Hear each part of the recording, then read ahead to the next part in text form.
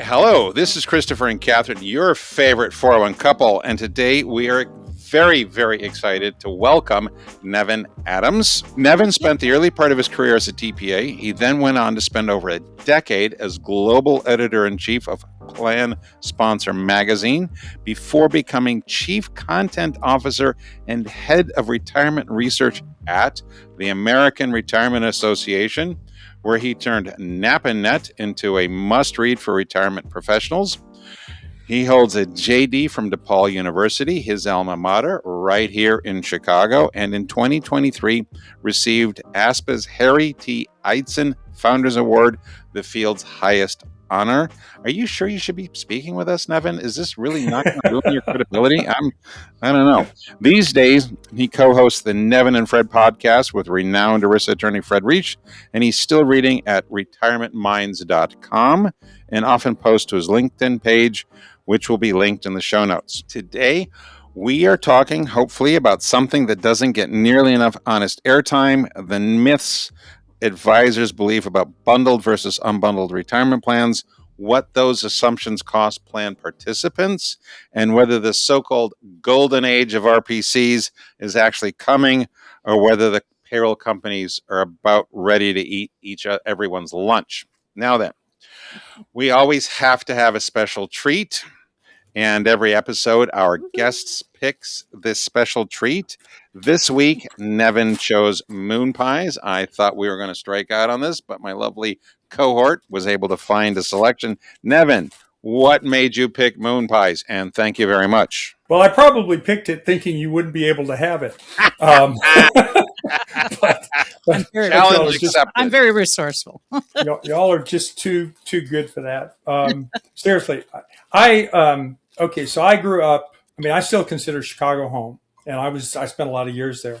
But I sort of grew up in the South and have recently, sort of post-retirement, relocated to Tennessee, where, surprise, surprise, in every little grocery store down here, you can get moon pies, which is a great special treat. And for me, a special treat because it's just that easy for me to get to it. So there's that. But let's face it, when you're there are no illusions here about moon pie. If you got an interest in transparency, you know what you're getting here. There's not a we got the same smidgen of healthcare. No, there is. This is just on its face. You know, it's going. And the other thing that I've got, which you may have not gotten, is the moon pie goes famously with RC Cola, and you can also get that down here. That might have been a bridge too far. Okay, yeah. But I have it, and so moon pie and RC Cola is definitely a Southern thing, and so that's why it's a treat.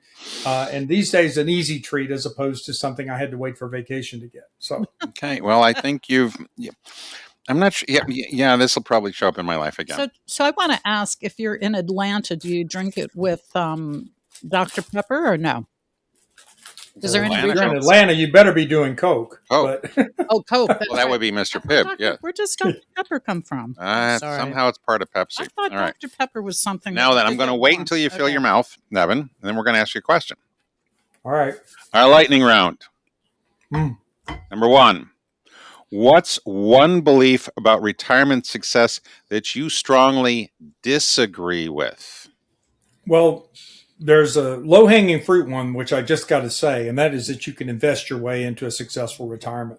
You see a lot of subliminal talk about this today with the interest in bringing alternative investments into DC plans, with kind of the embedded assumption being that's going to cure retirement readiness kind of thing, because why we want to tap into things that have higher returns and things like that. But the reality is it's really about saving, not about investing. And you certainly want to be prudent in your investing and what you do and all that kind of stuff. But it really is about how much you save. There was a very interesting report put out, it was by Morningstar, by at least one of the guys I used to work with at the Employee Benefit Research Institute, that pointed to the difference, let's say, that a managed account can make. But the thing that really makes a managed account matter is the incentives that some of those programs bring to remind people to increase their savings rate. at different times, things like that. So it's not about the investments. It's not about asset allocations. It's not even, God forbid, the glide path. Those all contribute in small ways. It really is about saving. So that you can do, and you don't have to be an investment expert to do anything about it. So that's, to me, that's kind of the big thing. The second one that I'll just throw on the list, because even though you asked for one, I'm going to give you two, and that's that if you're low income people can't do this, because that's not true either. It is about consistency in your savings behavior. It is about having a good sense of your budget and your expenses. I grant you that some people literally don't have enough money to live on, much less put aside extra in savings. But there's plenty of data out there that show that people, even of very modest incomes, I point to the Vanguard study on this primarily, they manage, because of automatic enrollment and target date investments, things like that, they manage to find a way to put some money aside, and they get the benefit of the company match. And so it can be done even for people of low income. And not having leakage when they switch companies. You want to do the next one, dear? Shall we alternate? Sure.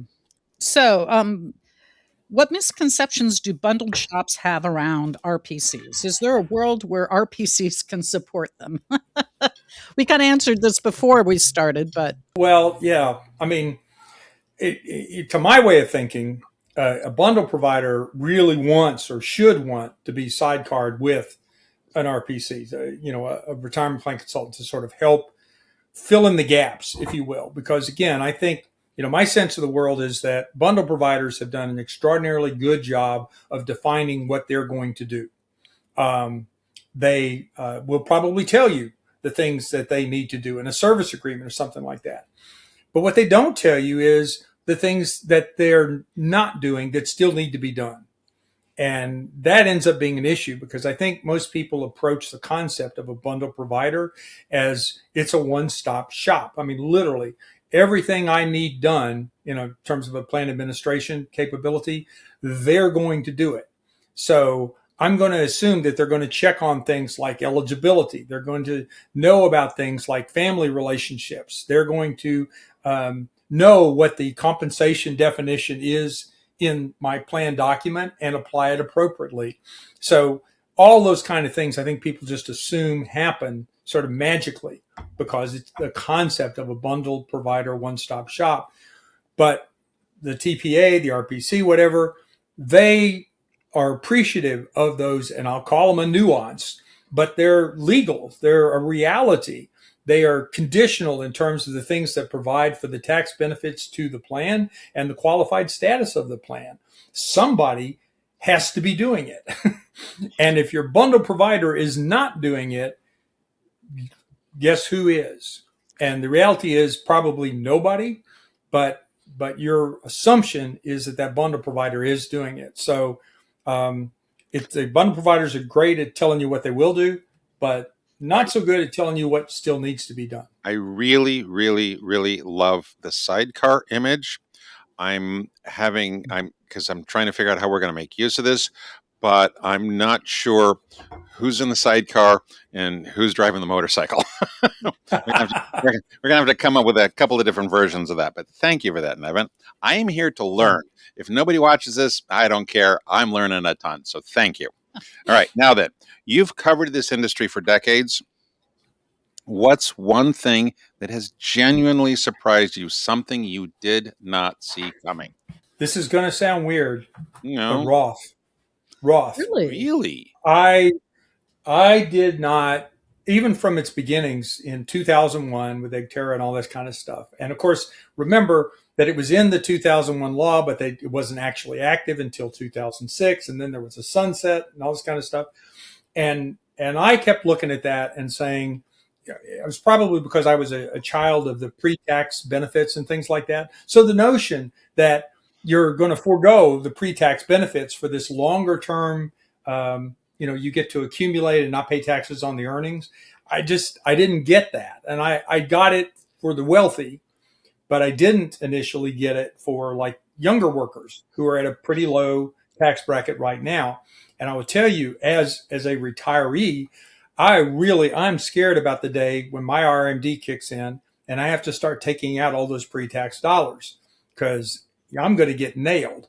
Uncle Sam is going to think I am rich beyond my dreams. And when they talk about the 70% of your pre-tax salary in retirement kind of thing, they never mention the taxes that are part of that equation. So I missed the appeal of Roth. I later in my career, I went all in. I mean, every dollar I could put in Roth, I did that. I never did the backdoor Roth. I should have done that, but Roth is something that kind of snuck up on me. So yeah, maybe that's a surprise now because everybody seems wiser about it. But I have a follow-up question for you, then. Yeah. I have Yeah. forgotten when it was, but it was definitely before Secure 2.0 started to rear its head. There was talk about Roth contributions being limited, that we would be able to have less Roth going into 401k plans, and that's just not happened. Can you quickly explain why they thought that was going to happen when it was definitely generating revenue in whatever current year it would happen in? Well, in no small regard, I will lay credit for that not happening at the feet of people like the American Retirement Association, lobbying to preserve those kind of protections. The reality is the amount of money that is set aside on a pre-tax basis in the 401k world and 403b, et cetera, it's just a big pot of money. And when Congress is trying to find ways to spend money, and in the PAYGO world, they've got to find ways to offset that. The so-called Rothification of your pre-tax money, the limits on that are all ways to sort of pay for that. And they did that on the catch-ups, right? In Secure 2.0, they did that on the catch-ups. They're putting a cap on how much you can put in on a pre-tax basis and requiring that be done on a Roth basis. And that's literally done to sort of balance the books, if you will, in terms of the offsets and the tax cuts and things like that were also sort of it all had to sort of come out in the accounting.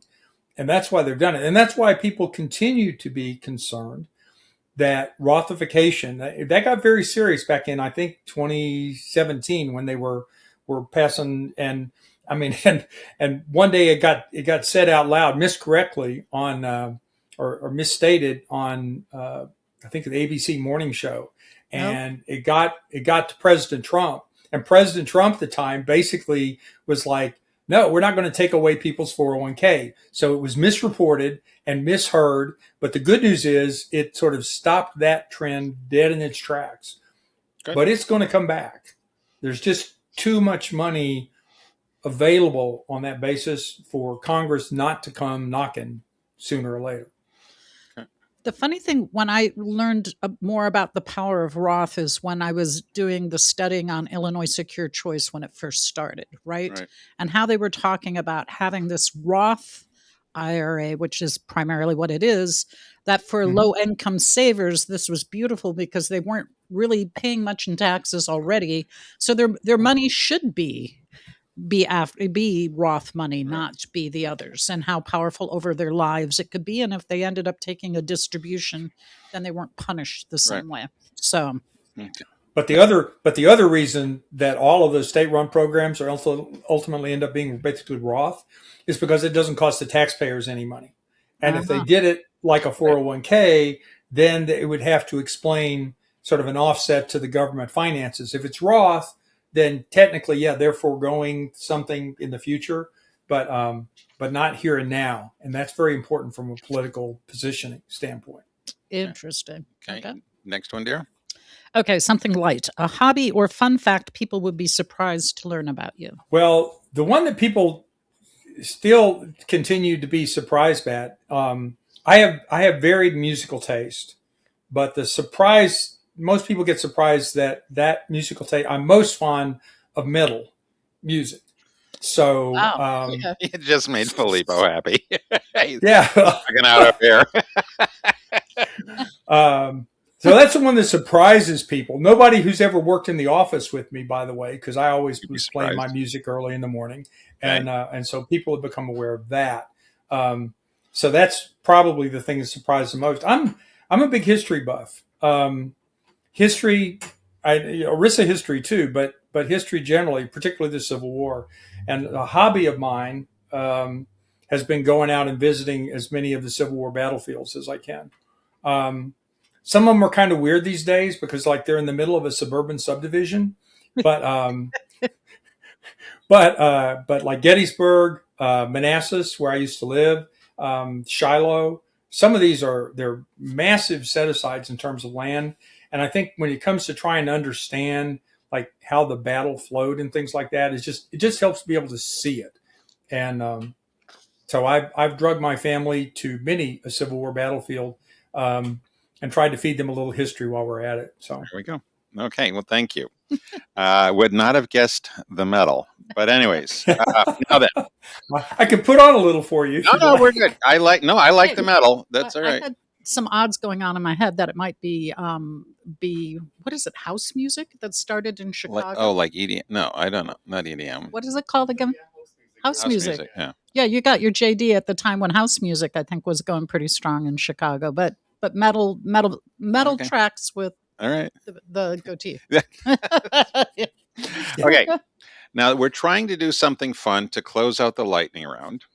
And the idea is that we ask you the same question the last guest asked us. All right. Which means at the end of this, you get to do a question that the next guest has to answer.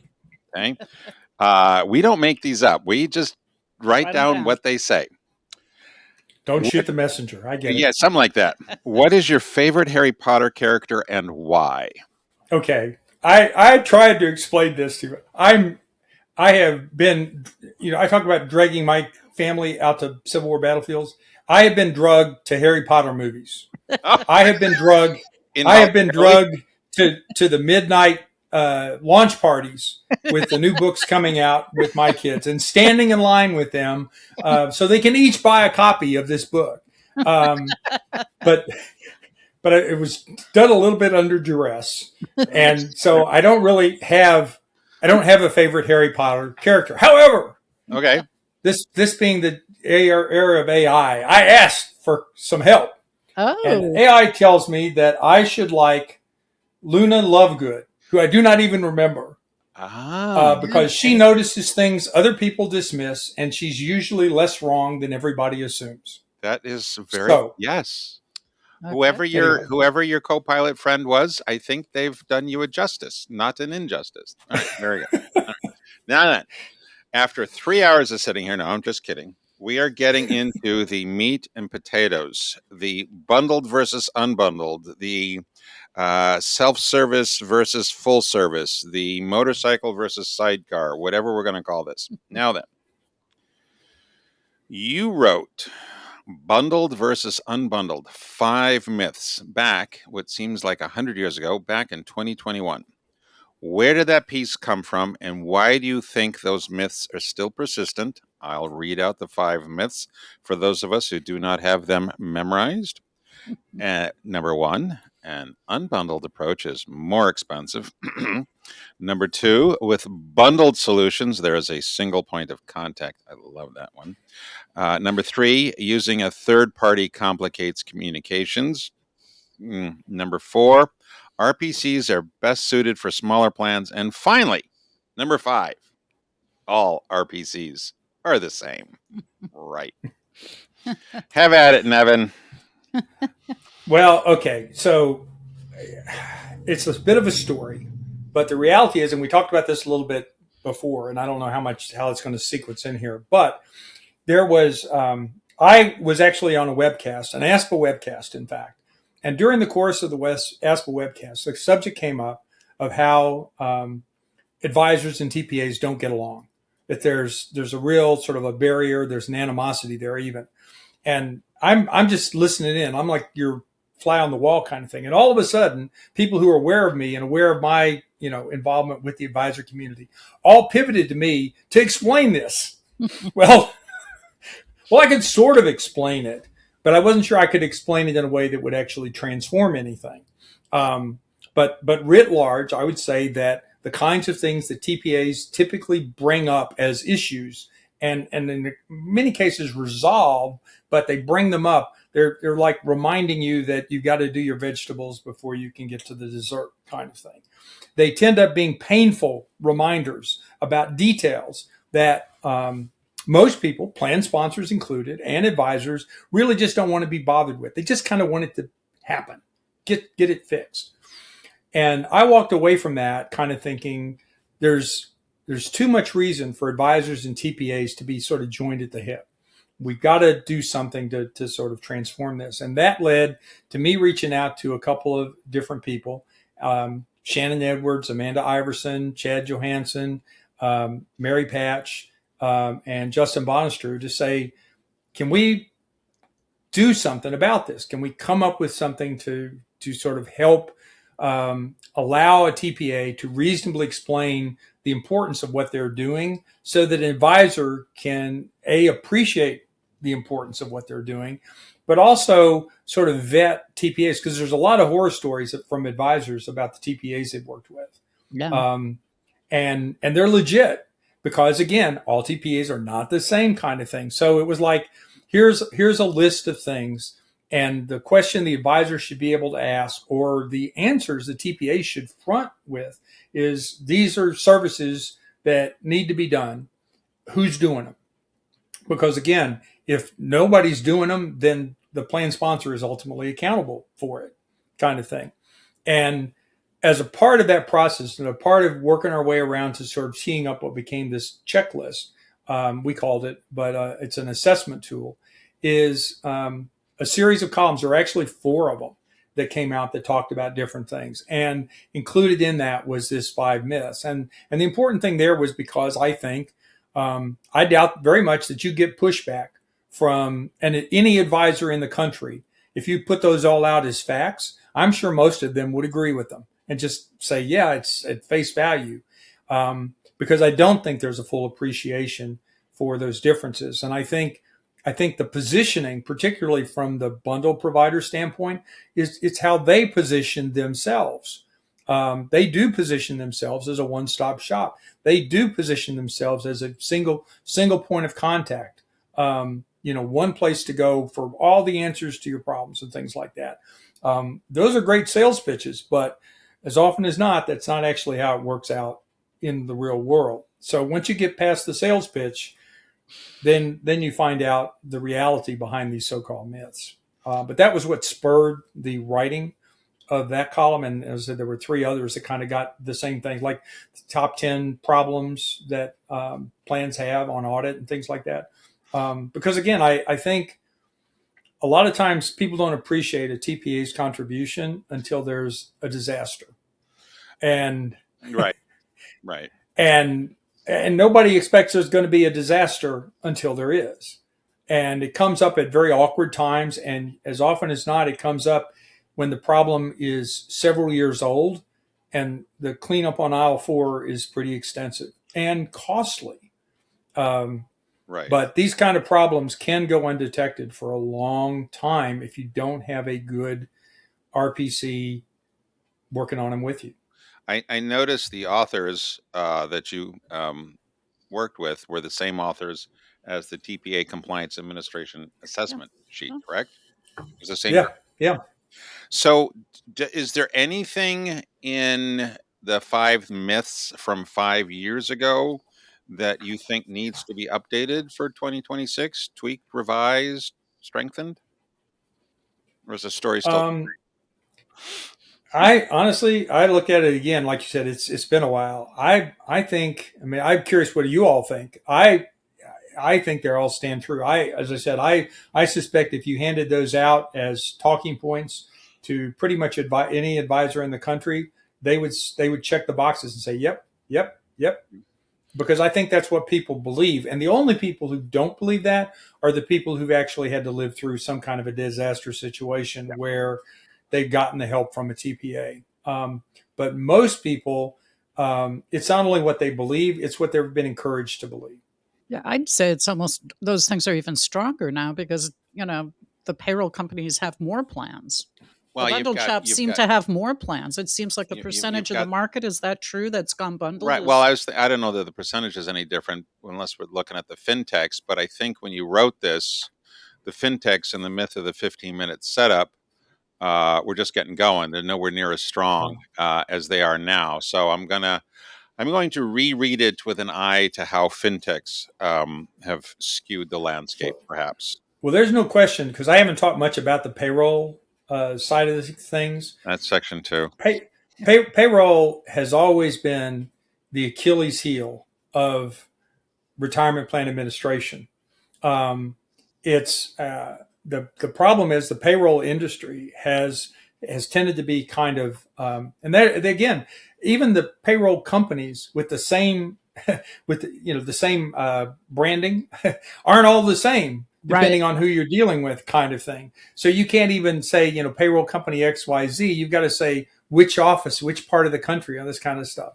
So some are better than others, but writ large, that's where all the data starts. That's where, because of that, that's where all the problems start. And I can promise you, your payroll providers are not paying attention to all this technical nuance, ERISA stuff either, kind of Even thing. I almost said mumbo jumbo. Yeah. Well, that too. So yeah, I think that's a big deal, and I think that'll be a bigger deal going forward because participant data is an issue. It's coming up in litigation. It's being used in things like managed accounts and customization, and I think participant data is the next big thing to watch, and payroll companies are sitting on top of all of it. So in our talk before this all, the analogy that I see on bundled is it's like comparing, like a bundled shop is like saying the school nurse is good enough for my kid. I'm never taking him to a specialist. How much do you think this holds true? I think that people don't know they're taking their kid to the school nurse, right? They think that this is my guess, and then now you reflect after I get done with it. I think they think 401ks are a plan, and it's just how good or bad the plan's written, and the whole idea that there can be service or choices involved in it doesn't come with it. And so I'm like always a little confused why no one thinks they just think it's a plan, but service, consulting, all of that stuff really unnecessary. So is there a reason for that disconnect? Well, we all know the school nurse has limitations. We know that. So anybody who would it's a colorful analogy. I'll give you that. It's kind of, or a metaphor. It's kind of cool like that. I think the difference is the bundle approach. The bundle providers don't let on that they've got limitations at all. They would tell you that they are all you need. And no school nurse is ever going to tell you that because there are limits on what he or she can do. And it basically comes to giving you a baby aspirin and sending you home for the day. Right. But your bundle providers they are positioned and touted as being the only answer you need. And because of their name and their brand and their reputation and the size clients they have, we are inclined to believe them and to accept that. But again, as I said, they've done a very good job of telling you what they will do. They're not really making any bones about that other than allowing you to believe that's all that needs to be done. Which leads us right into the next one, which is that there's the idea that bigger companies do things better, so bigger plans should go bundled.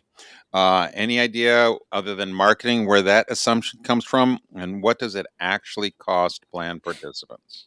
Well, I would tell you, when in the study group, whatever that I was talking about earlier, when we talked about this, and this was kind of again one of the myths kind of thing. I actually thought the bigger the plan is, the more you needed an RPC. That was me. I was quickly told otherwise. Like, No, that's not really how it's positioned. The world looks at it very differently. And I think the idea is that smaller plans might have more specialized plan design opportunities, like from an owner with a family situation, things like that, things that a big plan doesn't necessarily have to contend with. Top heavy testing. And so that's why I think the common sense is that a smaller plan really is the better place for a TPA. But I think the big plan is where you've got massive issues with payroll. You've got lots of plan design problems. That, I mean, honestly, who's getting sued? Big plans, right? and they're getting sued for things like what? Reallocating forfeitures. Some of them in direct contradiction to what their plan document says. I suspect an RPC would have actually pulled out the plan document and looked at it. Yes, we do. I mean, I'm just guessing. Yeah, it's a good guess. But that's the kind of craziness you got going on. And I think the difference is, I think if you're a big mammoth bundled plan provider, you've got a way of doing things. Your notion of the world is there's a reason you came to me, because I'm sharing with you my expertise, my market knowledge, my sense of trends and things like that.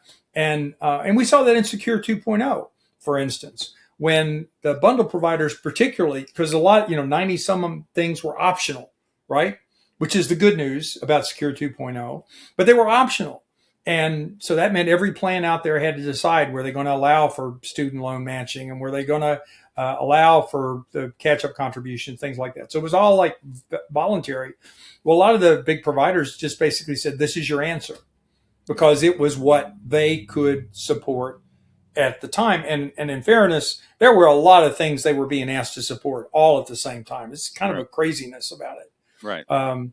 So I think those are the kind of things that just sort of, again, kind of gum up the works and let people not fully appreciate the benefit. Some of it, I mean, honestly, TPA as a name, I mean, you guys are trying with the RPC to sort of rebrand it, but TPA, which is what the industry tends to use, is a crappy acronym. It's a crappy label. It doesn't really convey a sense of what's going on here. In the good old days, when I was in that, we used to call them consultants. And that's what RPC is coming through. But think of a large plan in America that would not be hiring separately a consultant to deal with it. So some of this is just about labeling. But right. It's funny that there's almost an inverse of the people who are getting more consulting are the smaller clients, and the ones that are really big may not have. Our owner-onlys demand more consulting time than our 30-person plans. And what's there to consult on with an owner-only? But anyways, all right. Number 4, dear. But we digress. Yes. We digress. No. What would it actually take for independent RPCs to be considered, not just competitive, but even be in the conversation when a new plan is being set up? That's going to be tough. And I think if as an industry, we were better about highlighting the dollar value adds to that contribution, telling those stories, because there's real value in terms of the additional savings that can come from good plan design, that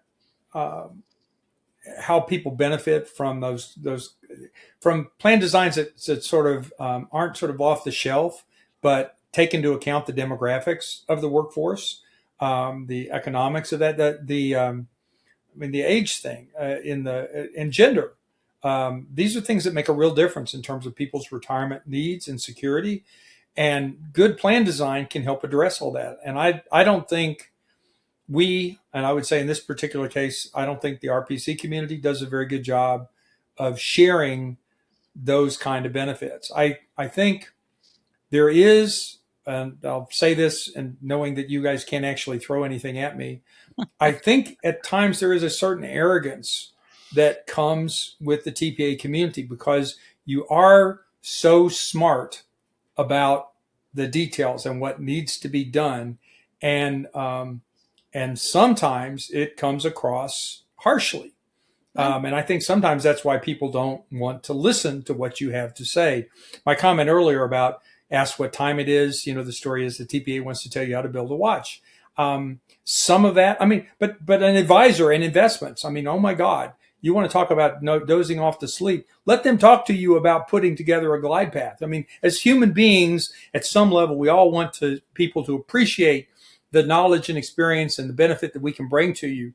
But the question is, sometimes our audience doesn't actually want to hear it. Yeah. In a plan design call, the advisor should not be talking about betas and standard coefficients and deviation and all that other stuff. The thing is, nobody wants to admit they don't even understand what's being said. Nobody wants to understand that. But in my prior life, I was in plenty of meetings with, the C-suite sort of gathered around, mammoth plan conversion, all this kind of stuff. And then they got around to basically payroll feeds and stuff. And the C-suite got up and went out for brandy and cigars and left those of us who were like working for a living with discussion with people, usually the only woman in the room who knew more than all the C-suite put together about like how it went on. And as sexist as that sounds, that was the case in a lot of the firms that I dealt with. And it was a clear reflection of the priorities of the people making the decisions. We're still seeing it.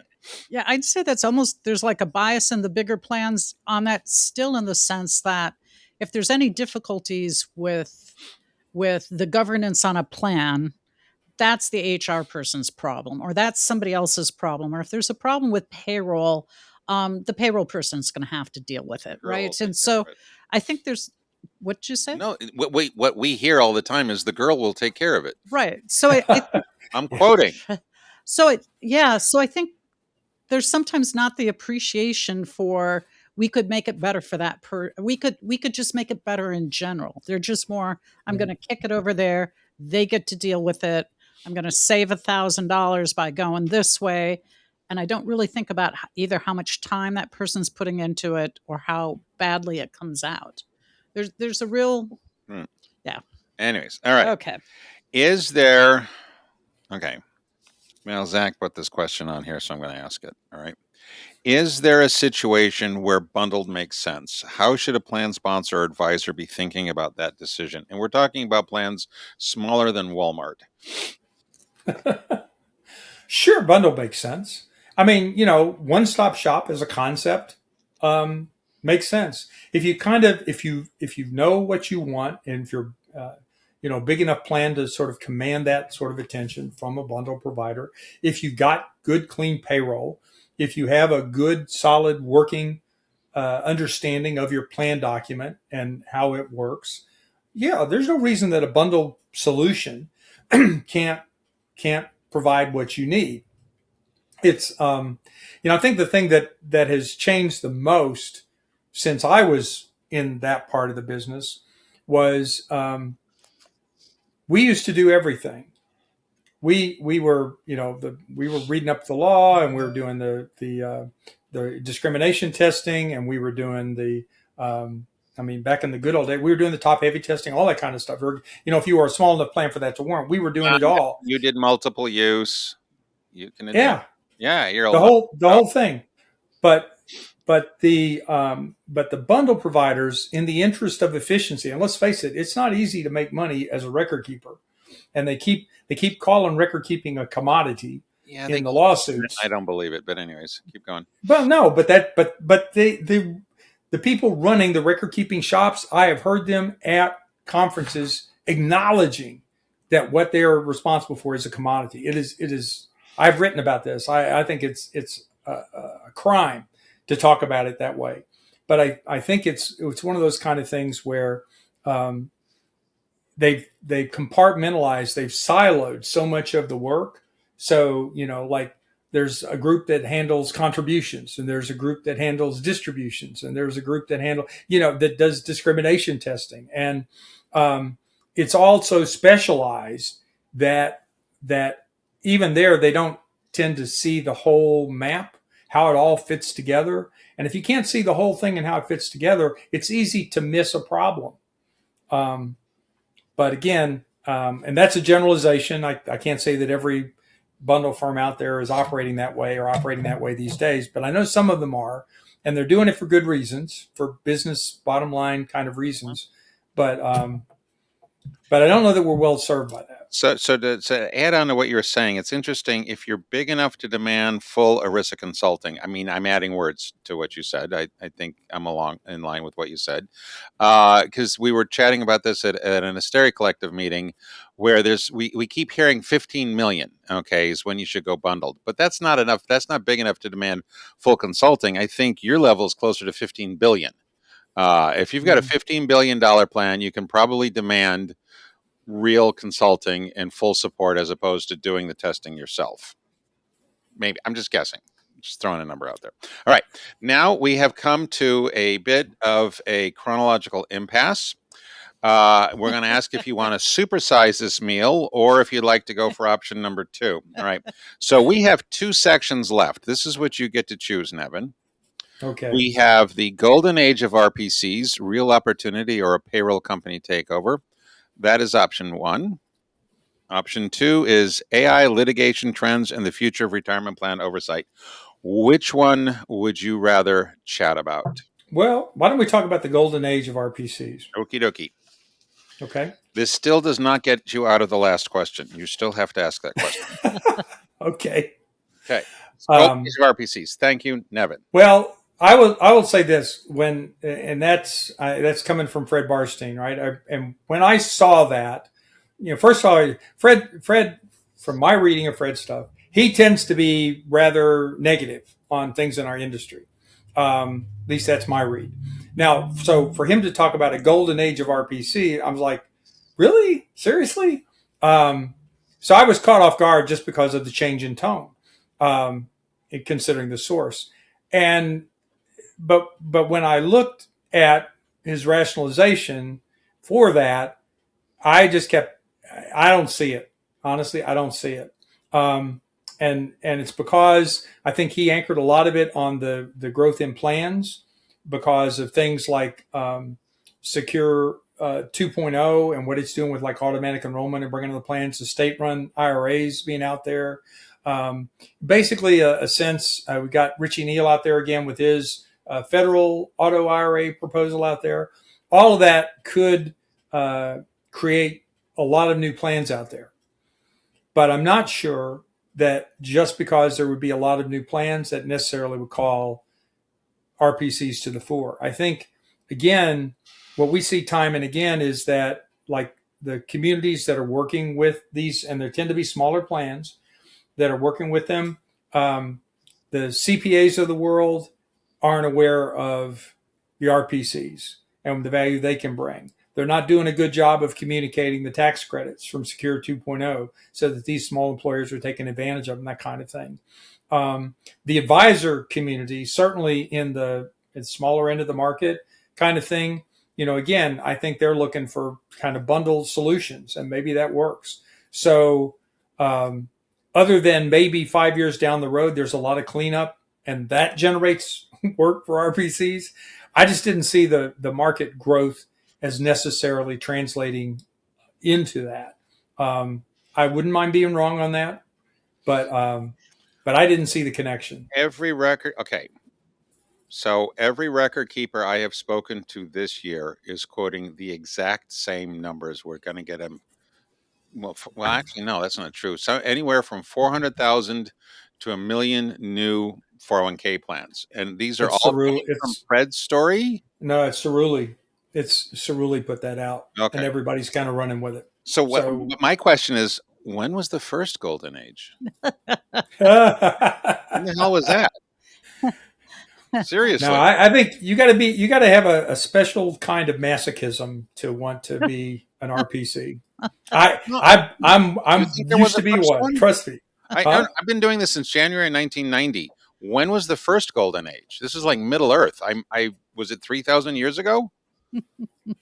I have no idea. Okay. All right. Okay. But I would tell you this, I love doing it. I was detail oriented. I like computers. I like the doing of it. Was there a specific, having you here, was there a specific time when there was a lot of growth in the 401k market? Like, was there good 5 years and somewhere in this whole process where everybody went, hey, this is a great idea. Like 1974, it technically happened, but nobody was, it took a while for it to take off. But when were the most plans put on? I'm guessing it was the early 80s. I'm guessing because you had the 401k, the legislation that created the basis for the 401ks was 1978. Or no, Revenue Act of 78, which was signed in 79. And we didn't get final regulations until 81. And then in 82 is when you saw the big uptick in Okay. plans under 401k. So he found it in 82, and I kept thinking it was 84. It was 82. Yeah, it was 80. 82 is when they started. I mean, because again, we got the final rate. It was again one of these things where there was this idea and this concept out there, but we didn't know the rules, so we had to let the DOL tell us how these things were going to work, and that didn't come till 81. It was a Rev ruling, I think. Anyway, So quoting again, Mr. Fred, he identifies 3 areas for plan formation: convergence of wealth and retirement at the workplace. The 3 forces Barstein identified are 1, plan formation growth; number 2, the convergence of wealth and retirement in the workplace; and number 3, AI. Which of these, I know you're not in agreement with his saying, but which of these do you think is the most consequential for RPCs, and which is the most overhyped? well, I get the whole convergence thing of wealth and retirement. I still don't understand how that connects to RPCs. Um, that's an advisor thing, and it's a retail advisor thing, and I get that, and that's obviously we're seeing that trend again, kind of thing. So that's kind of going on. Um, AI, honestly, I think AI could undermine the RPCs. Why? Because if you, let's say you know enough to know that you need to know the answers to certain things, or you need your data cleaned up or something like that. I mean, so AI could help that. Now, AI could certainly help RPCs do their job. I've seen some pretty amazing things done with AI on data cleanup and data analysis, things that actual human beings have to spend a lot of time on. So that could have a real sort of efficiency impact kind of thing, unless you're not up on it, in which case you're going to get lost, I think. Um, what was the other one? There was wealth and Plan formation growth. oh, well, that again, I Prior question. like I said, I talked to it earlier. I don't doubt. I certainly hope there is that kind of growth. I don't necessarily see a correlation between that and RPC opportunities, other than just sheer math. I mean, let's say there's this big uptick in the number of plans, and RPCs get 1% of that. Well, 1% is not a very big number, but 1% of a lot of plans could be a lot. That could be a big number. Um, so I guess that's why I've tended to sort of downplay that. But I guess if you do the math, that could be a lot of new TPA work. So That's what we're kind of hoping towards. Since we're amongst friends here, with with all the state plan activity, the state sponsored IRAs, have we really seen a lot more 401k plans? I feel like everybody was waiting for the tsunami to happen on that. And the tsunami, did somebody Supposedly it's all at the fintechs, I guess. that was just where did the tsunami land? I don't think we're seeing it yet. They're seeing something. For instance, all the state-run IRAs that are out there, they all basically at their core are requiring employers of pretty much every size to have a plan, some kind of plan, and that is creating plan formation. At the individual Roth IRA level, it adds up to a couple of $1 trillion already. At an individual level, it's not much. But whoa. There's a couple $1 trillion in state retirement plans already. I think I've seen that kind of number. Yeah, maybe I'm exaggerating, That's but it's adding up. And adding up. We're saying, because I've been asking and I'm going to swear here, in Secure 3.0. Okay, I've been hoping that one of the things they take away is the that you can't roll a Roth IRA into a 401k plan. And people have been telling me, it doesn't matter. The amounts are so small. But if there's 2 million as a source, that's not negligible We'd love money. to have it rolled over. And why? What's the reason for it not to? You can't roll over. What is Because it? it's Roth. Because it's a Roth IRA, you can't bring it in. I mean, the law basically prohibits that right now. For now? So But is there a reason for it? Reason for that law? A No. yeah, rationale? I mean, I would say at a high level, the reason for the law is administrative complexity. You've got Okay. the date that goes with like how long have you held there. I mean, one of the things that I got surprised at, as I said, I've been saving Roth pretty steadily for a number of years, and then I rolled it over to an IRA, to a Roth IRA. All of a sudden, my 5 year clock, and I've been doing it for well more than 5 years. Right. My 5 year clock starts over. I No. didn't know that happened. I mean, anyway. It does?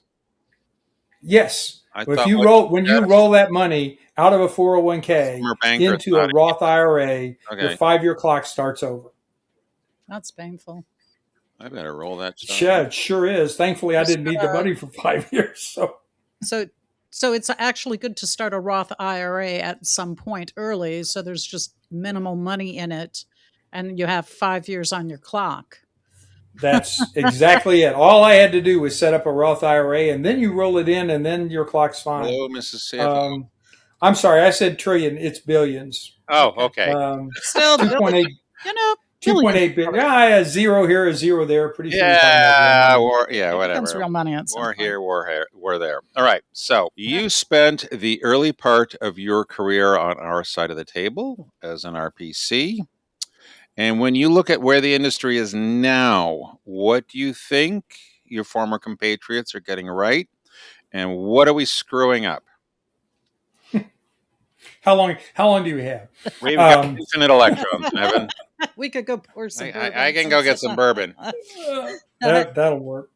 Well, it's like I said earlier. I think one of the things that we moved through this thing to the specialization phase, and I think one of the things there are reasons to do it from a profitability bottom line standpoint, but I think people have lost the sense of the whole picture, and I think if you're really going to help people, you really do need to be able to see the whole picture from beginning to end. I think the specialization is an issue in some ways. I think because again, I think you deal with people deal with their piece of this pie, and maybe it's okay and maybe it's not, but this is it and it's all they see, and they hand it off to the next guy. It's kind of like the old assembly line thing that you had. It's fine if every part is sort of pre-cut and everything's fine and you just do what you need to do, but I also think it makes those jobs not very fulfilling because they get kind of boring after a time. And I think when they get boring, you make mistakes. So I don't like seeing the trend towards more of a specialization kind of thing. I think AI will make that a little worse. So at a high level, I think that's it. It's just people don't appreciate the full forest anymore. They just kind of look at the trees. Are we doing anything right? Well, who's? I mean, it depends on who The we're RPC talking about. community. The RPC community. Oh, the RPCs. I have tremendous admiration and respect for the RPC community. I think we work in it's a complex and very important business.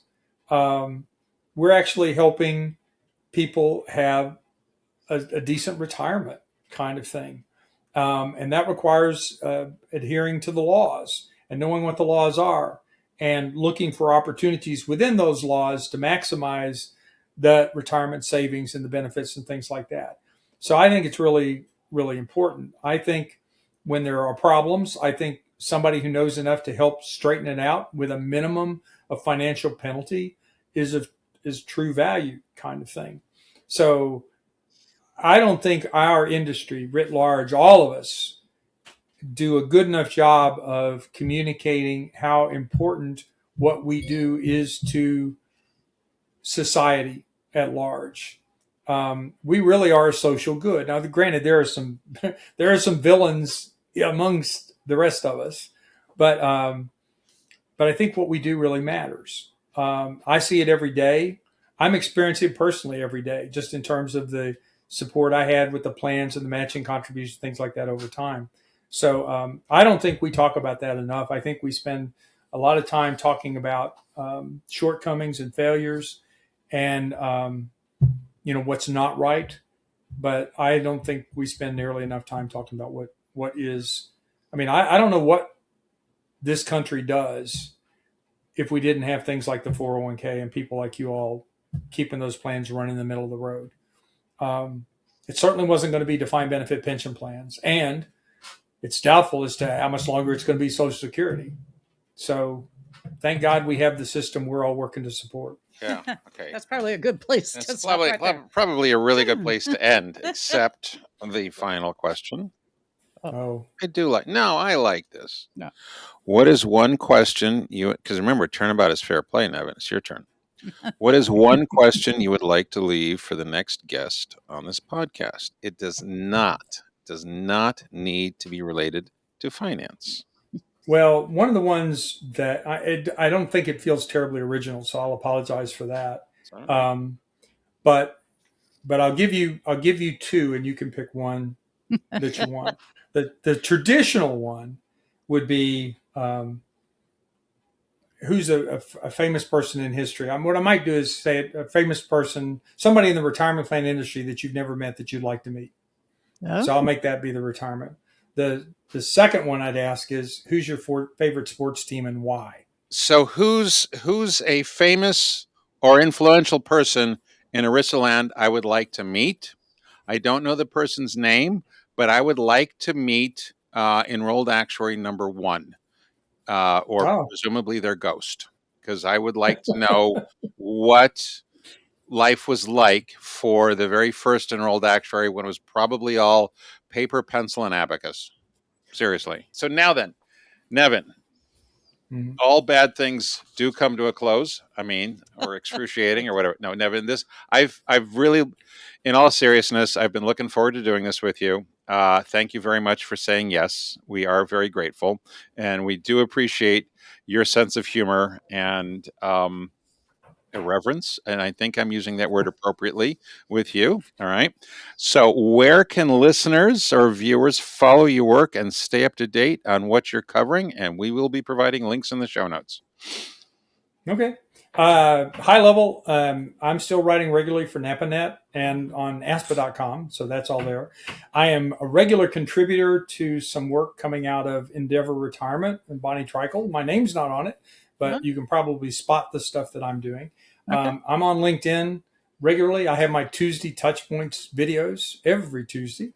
And I now have a Substack account. You are mine. Yeah. Failing all else, you can find me on Substack and subscribe for free. One of these days I may change that, but subscribe for free.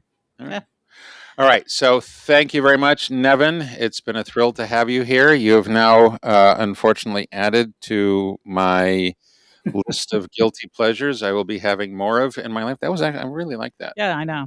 How did you get them, by the way? There is a candy shop up in Woodstock, Illinois. On the square. Square. And Woodstock, is where Groundhog Day was filmed, right? And so we were up in Woodstock, and I'm at the farmer's market, and I go, there is a candy store there. And they have so many kind of historical candies and stuff. Maybe they'll have moon pies. And I walked in and asked, and they took me straight there, and they had a banana one, a chocolate one, I think a caramel one we could have gotten. They were all just the big. Oh yeah, they've got them. There is a moon pie store and bookstore in Pigeon Forge, Tennessee. Pigeon Forge is right next door to us. Yeah, we've been there, and it is amazing what you can get. I got a variety. It's presumably next to a moonshine. It's presumably next to a place with samples of moonshine, right? Well, we have that too. Yes. The thing it said is you might be able to find them at Cracker Barrel stores. So that was going to be my fallback. Maybe. So I'm impressed because if it wasn't going to be a moon pie, it was going to be Twizzlers, which is my other thing. Easy. Yeah. Yeah. And the problem, I know it's easy. Every Ace Hardware has one. A Twizzler? Twizzlers. Yeah. A Twizzler? Oh yeah. Ace Hardware? Seriously? Every hardware store I walk into lately has probably some of the biggest candy selections you can have. Oh, okay. Well, It's a who weird knew? Illinois Anyway, thing. Maybe it's just an Illinois thing. All right. So were you going to close? Were you? No, I'm done. I'm trying to close this out, dear. All right. Go for it. So this is your favorite 401 couple. Thank you very much. You can find us all over the place. Where are we? We're on LinkedIn. We're on YouTube. We're on Spotify. We're on Apple iTunes. You can find us all your favorite And if you have podcast places. specific questions, Sales at email us hunterbenefits.com. at sales@hunterbenefits.com. So thank you very much, everybody. Take care.